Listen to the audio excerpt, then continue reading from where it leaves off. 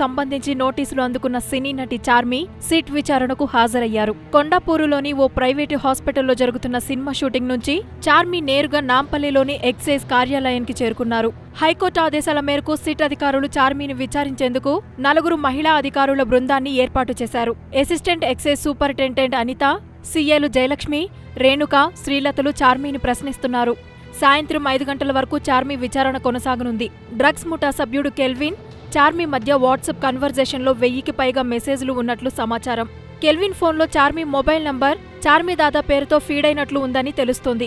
పూరీ జగన్నాథ్ దర్శకత్వంలో తెరకెక్కిన జ్యోతిలక్ష్మి సినిమా ఫంక్షన్లో కెల్విన్తో కలిసి చార్మి ఫోటోలు దిగినట్లు భావిస్తున్న సిట్ అధికారులు ఆ దిశగా విచారణ జరుపుతున్నట్లు తెలుస్తోంది.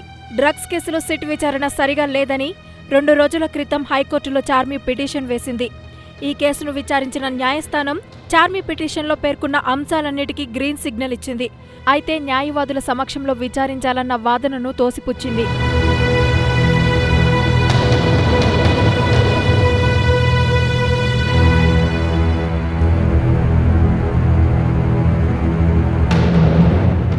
హాయ్ యూట్యూబర్స్, మరిన్ని మంచి వీడియోల కోసం సబ్స్క్రైబ్ చేయండి.